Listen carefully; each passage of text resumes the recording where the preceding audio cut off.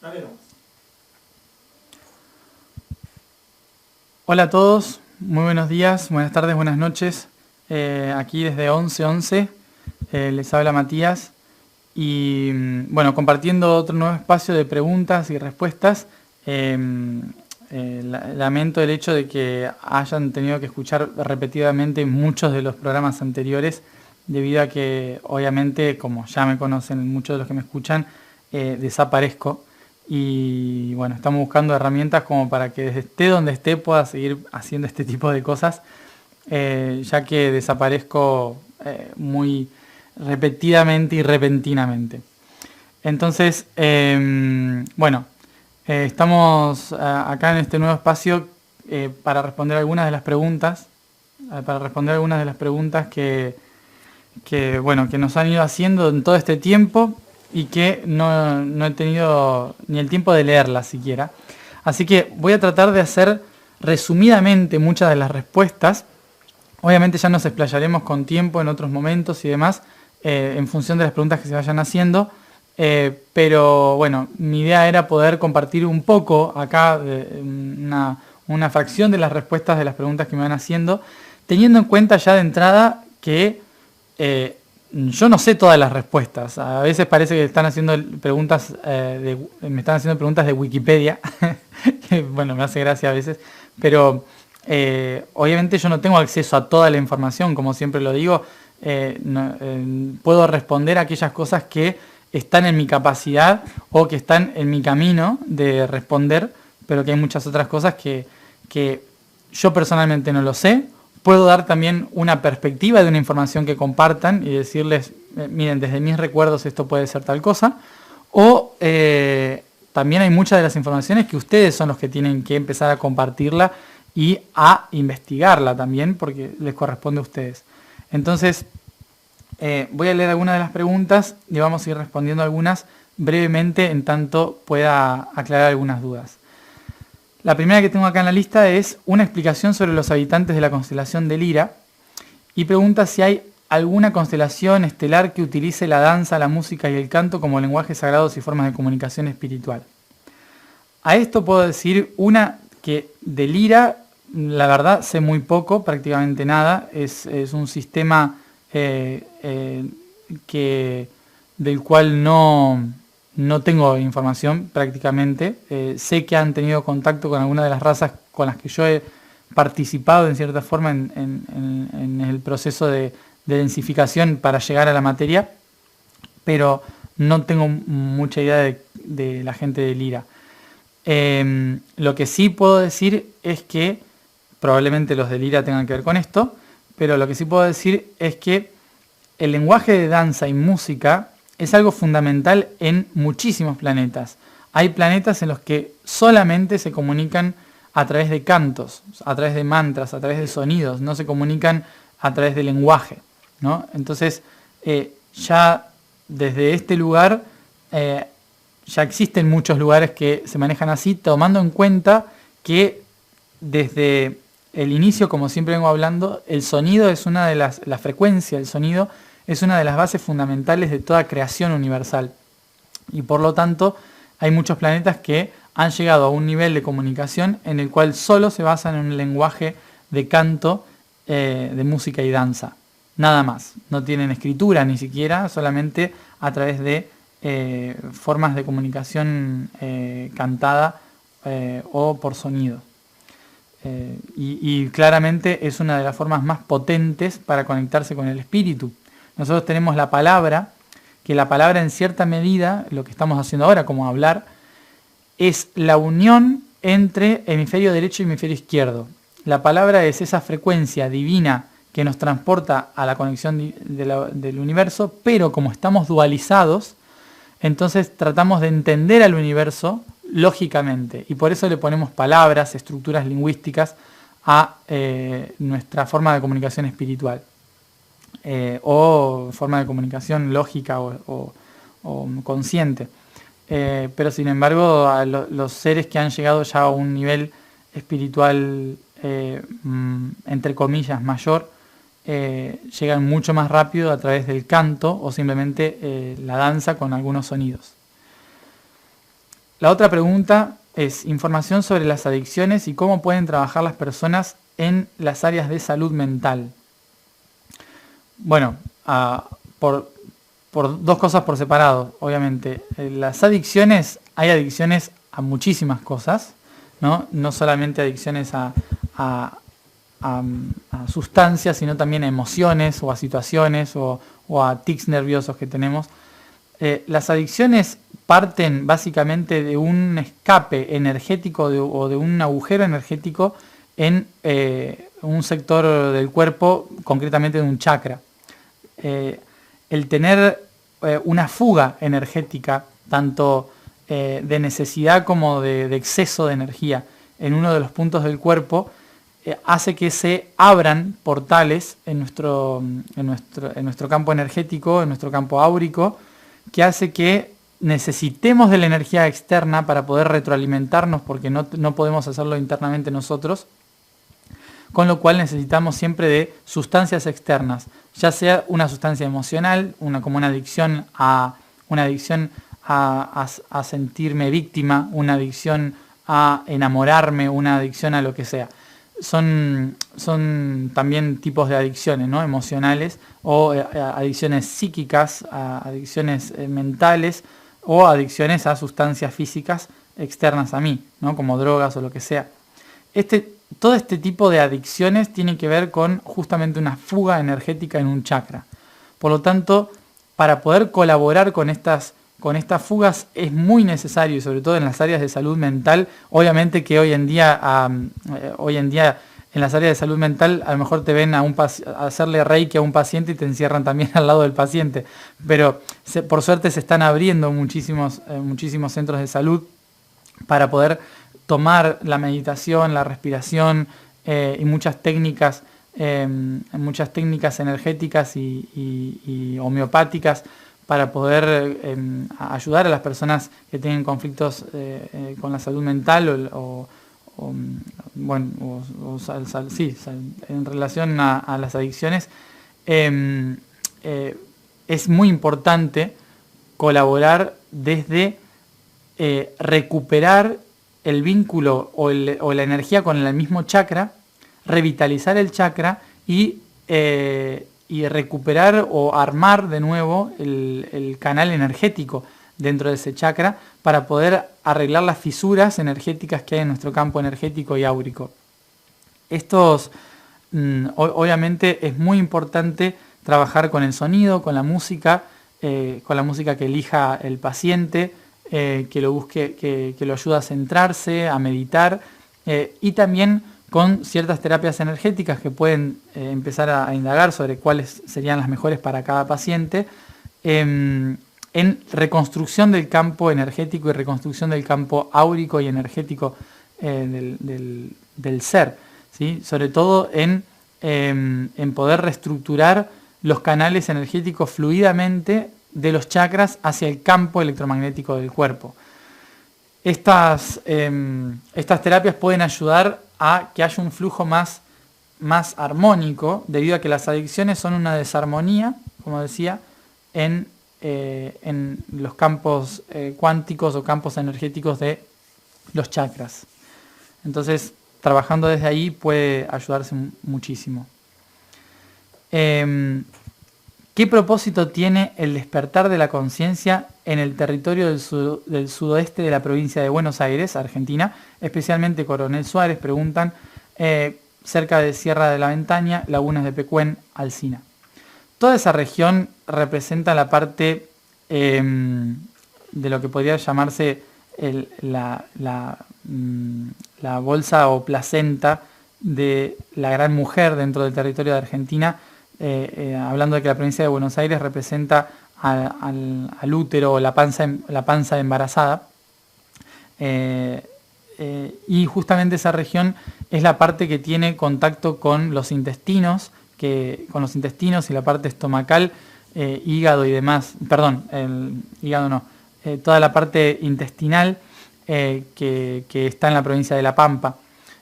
Toda esa región que está al norte o sudoeste de Ventaña es es una parte por donde los nutrientes del ser, los nutrientes de la madre, ingresan como alimento para el bebé, en este caso nuestros dos gemelos que son las sierras de Ventaña y las sierras de Tandilia.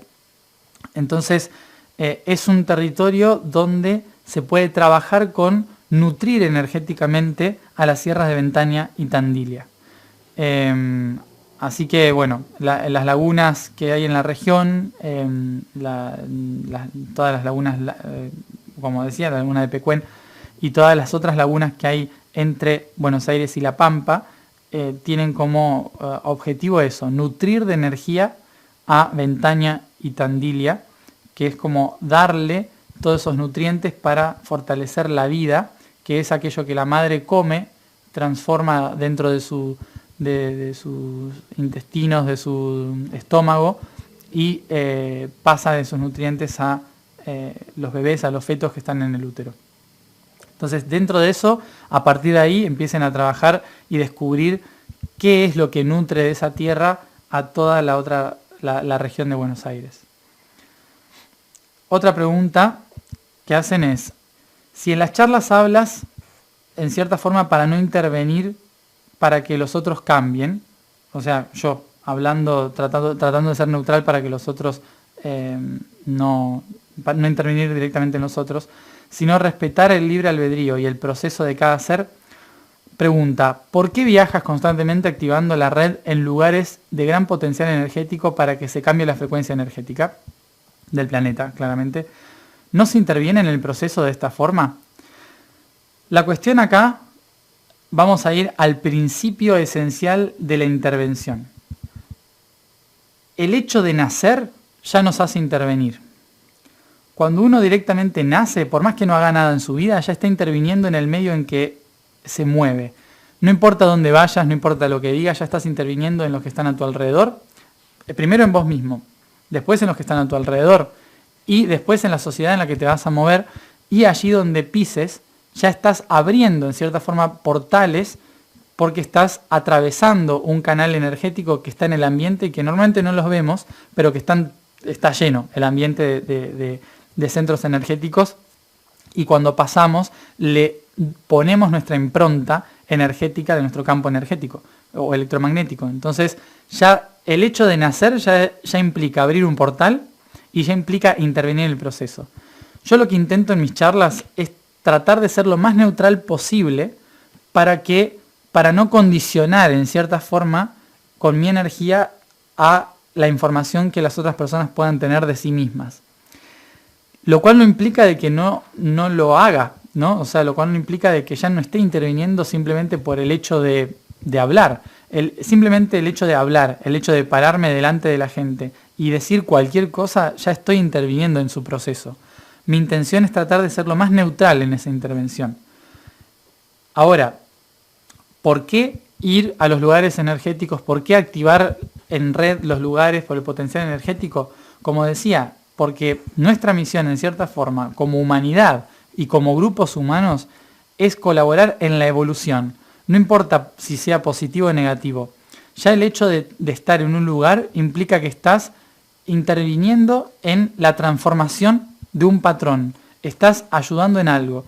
Es como decirle a las abejas, ¿por qué están yendo a las flores? ¿No? O sea, ¿por qué van a las flores? No vayan a las flores, porque a lo mejor están interviniendo con algo. Claramente, en cada movimiento que hacemos estamos interviniendo en algo, porque justamente es nuestro objetivo, intervenir en la transformación. Si nuestro objetivo es no intervenir para que todo siga igual, entonces directamente ni siquiera nos tomaríamos el esfuerzo de nacer. Básicamente, ahí radica gran parte de las cosas. Por otro lado, si no quisiéramos intervenir en un cambio del planeta, si no quisiéramos realmente colaborar en un cambio del planeta evolutivo, más allá de que pensemos sea bueno o malo, si no quisiéramos hacer eso, no estaríamos haciendo absolutamente nada. Yo me hubiese quedado en mi casa, tranquilo, pintando cuadros y ya está. No hago absolutamente nada. Entonces, esta iniciativa que yo tomo inevitablemente implica de que quiero intervenir en el proceso. Pero quiero intervenir porque me considero, como muchos de ustedes, una célula que necesita, siente en su interior que hay que evolucionar. Y más allá de eso, sin otro condicionante, sin otra intención oculta, sin absolutamente otra cosa. Mi intención es que el sistema evolucione, no se quede siempre igual. Entonces, por eso mismo es la intención de viajar constantemente a centros de poder, a hablar con la gente, a intervenir en cierta forma en el cambio, en el proceso, intentando ser lo más neutral posible, pero colaborando con un granito de arena dentro de todo este cambio que muchos están haciendo. La cuestión es, si hay gente que va a hacer guerra, ¿por qué nosotros no podemos ir y cantarle a los templos o cantarle a las montañas? En realidad estamos afectando mucho menos que ellos, y si no lo hacemos, tal vez estamos simplemente colaborando que ese patrón siga. Entonces, ¿por qué no poner la intención de ver qué se puede hacer para transformar esa realidad de la que en cierta forma todos ya se están quejando? Bueno, entonces esa es más o menos una respuesta de por qué todos realmente intervenimos, ¿sí? La intención es ser lo más neutral posible, no negar la intervención. Otras preguntas que me hacen acá es: ¿el proceso de Lemuria de Atlántida tiene algo que ver con la Cruz Atlante? Es decir, con lo que vamos a hacer en los próximos años como viaje. ¿Cuál es la relación de los chakras de la Tierra y nosotros? Si el continente Atlante se hundió en las aguas, ¿sigue formando parte de Gaia? ¿A qué chakra correspondería? ¿Y Lemuria? Son muchas preguntas en una, o sea que voy a tratar de responderlas así muy por encima. Sí, el proceso de Lemuria de Atlántida tiene que ver con la Cruz Atlante, porque tanto Lemuria y Atlántida trabajaron con los 12 nodos planetarios y estuvieron en contacto con los 12 nodos planetarios que forman lo que llamamos la chacana tridimensional, que también se corresponde a los 12 nodos planetarios, que es, si lo buscan en internet, una chacana tridimensional es la chacana que representa todos los puntos del planeta. Era la forma en que tridimensionalmente se podían comunicar con toda la red planetaria. Y a esto le llamamos Cruz Atlante. La Cruz Atlante es en realidad una chacana tridimensional que toca los 12 nodos planetarios que representan a todo el planeta. Dentro de esta, Atlántida y Lemuria no se fueron de Gaia, siguen estando. Por más que se hundan en el océano es parte de Gaia. La información de Atlántida y Lemuria, debido a que se sumergieron en océanos, no forman parte específica hoy en día de un chakra, sino que forman parte del ADN de la Tierra porque están sumergidos en el océano, que se corresponde a la sangre. Entonces hoy la información Atlántida y Lemur en realidad está en la sangre del planeta y no en ningún chakra en concreto. Y por otro lado, la relación de chakras de la Tierra y nosotros, eso lo vengo repitiendo muchas veces, ¿sí? Chakra base, África; chakra sacro, Oceanía; chakra plexo, Asia; chakra corazón, Europa; chakra laringio, Norteamérica; chakra tercer ojo, Sudamérica; y chakra corona, la Antártida. Esa es la forma básica. Después hay un montón de otras cosas en el medio, ¿no? Otros chakras, pero básicamente son los chakras centrales que nos componen en relación a la Tierra, y cada vez que ustedes trabajen en relación a uno de esos chakras en su ser, tengan en consideración que están también colaborando cuánticamente con ese chakra que le corresponde a la Tierra. Eso es lo que vamos a trabajar en las 4 llaves y que vamos a seguir profundizando más hacia adelante. Tengo aquí de una misma persona varias preguntas. Las voy a tomar a todas y creo que con esto vamos a ir cerrando este programa porque ya son un montón si no. Preguntan: al tener sensaciones involuntarias al dormir, por ejemplo, no poder despertar por completo o no poder moverse, sentir vibraciones, dejar de sentir el cuerpo, o la sensación de que partes del cuerpo no son propias, ¿por qué sucede esto? ¿Se deben evitar o desarrollarlas? Estas sensaciones involuntarias muchas veces dependen en cierta forma de la incomodidad que se sienta, porque hay gente que siente que es como que alguien nos aprisiona sobre la cama, como sentir manos que nos oprimen y no nos permiten levantarnos, o la sensación de no poder moverse de la cama. Esas sensaciones pueden tener que ver con que hemos dejado nuestro campo energético muy abierto a disposición de que otras entidades que están en planos cuartos o quintos nos influyan e intenten tomar control sobre energías que nosotros tenemos en nuestro cuerpo. Para poder, si es este el caso, sin moverse, solamente con una sonrisa, tratar de sonreír, respirar profundamente e intentar concentrarse en cada uno de los chakras, irradiando luz de cada uno de ellos a más no poder, como si fueran un sol de cada uno del color que le corresponde, iluminando todo el campo energético, todo el campo físico, todo el campo cuántico, por lo menos 2 metros a nuestro alrededor, como si irradiáramos como un sol desde nuestro interior, y a partir de eso protegemos nuestro campo energético de estas entidades que no es que nos quieran hacer mal, es que a veces simplemente quieren alimentarse de nuestra energía porque tienen hambre y es como si fueran bichitos que intentan pegarse a una fruta que está abierta a ser comida, pero bueno, energéticamente hablando, ¿no? Entonces nos protegemos de esa manera para no sentir esa sensación. Por otro lado, las sensaciones que está describiendo acá la pregunta tienen que ver con las situaciones en que uno se sale del cuerpo, cuando uno está de viaje por el campo astral, por el campo cuántico o campo de cuarta, quinta dimensión, y nos cuesta volver a meternos en el cuerpo, con lo cual sentimos que el cuerpo no es nuestro, que hay partes del cuerpo que no las podemos sentir, que no nos podemos mover o sentir vibraciones que son ajenas a nosotros. Todas esas sensaciones son debido a que nos hemos salido del cuerpo y estamos tratando de volver. Yo lo que recomendaría es que si hay gente que les pasa naturalmente o gente que está practicando hacer esto, es que antes de dormir se preparen con respiración, iluminando todo el campo energético a su alrededor para poder realmente estar fortalecido antes de salirse del cuerpo, tomando en cuenta y recordando antes de dormirte que el cuerpo es tu mayor protección, el cuerpo es tu mayor anclaje, el cuerpo es tu herramienta que elegiste hoy para poder traer esa energía de otros planos aquí y ahora. Entonces, teniendo en cuenta esto, duérmanse siendo conscientes de cada parte del cuerpo e iluminando cada parte del cuerpo para que no sientan esa incomodidad al volver al cuerpo cuando quieran despertar. La otra pregunta que hace es, ¿los tatuajes y los piercings son perjudiciales a nivel energético? Bueno, los piercings, sobre todo, lo que hacen es generar como una fuga energética o una acumulación energética en el cuerpo físico. Entonces, en realidad depende mucho, de qué sea el tatuaje y en qué posición del cuerpo esté ubicado, y el piercing también, en qué parte del cuerpo y dónde esté ubicado. Obviamente un piercing o un tatuaje bien puesto en un canal energético específico, con una intención específica, con un diseño específico, puede incluso ayudar a activar más fuertemente ese centro de poder, ¿sí? Por ejemplo,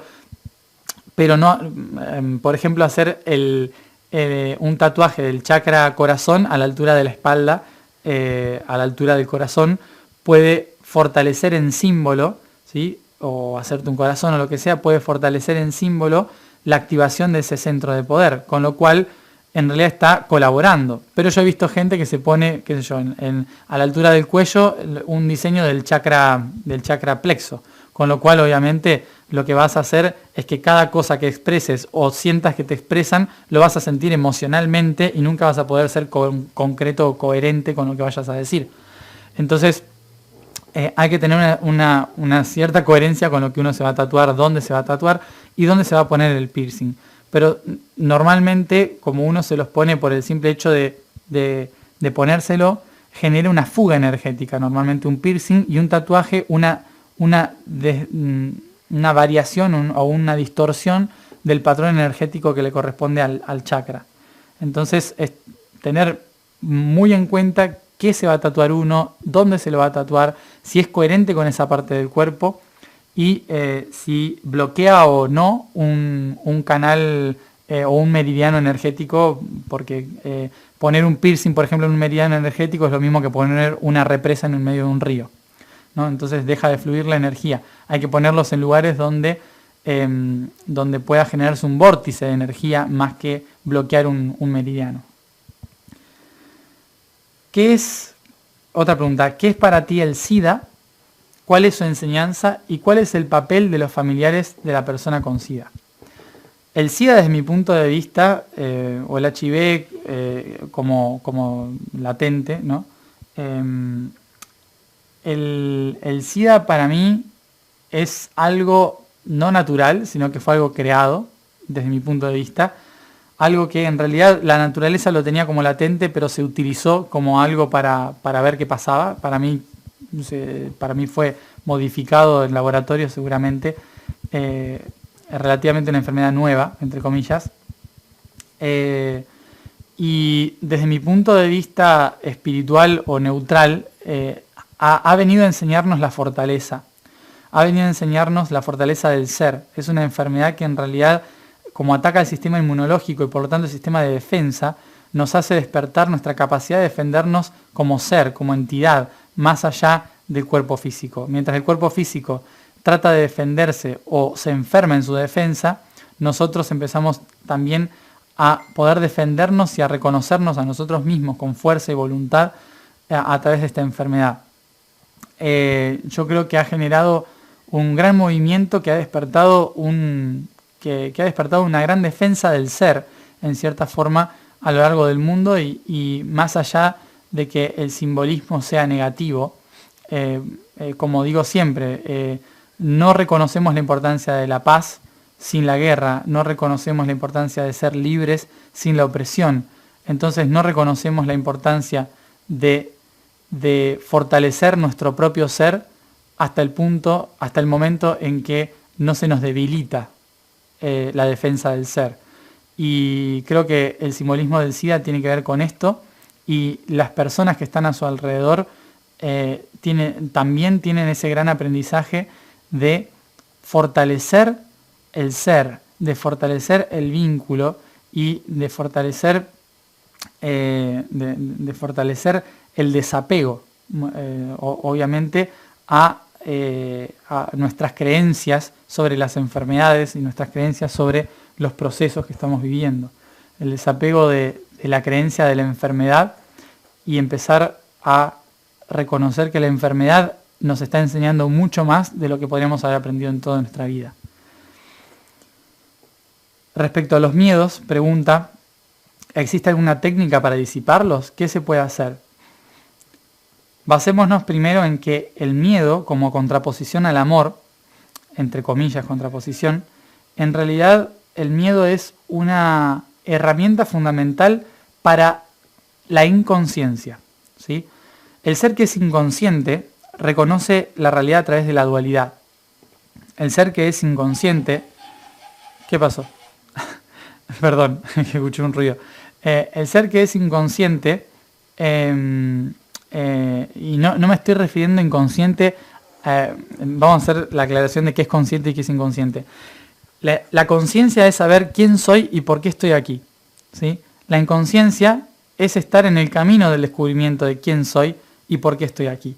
Entonces, somos muchos los inconscientes en diferentes niveles de nuestra vida y muchos los conscientes en otros diferentes niveles de nuestra vida.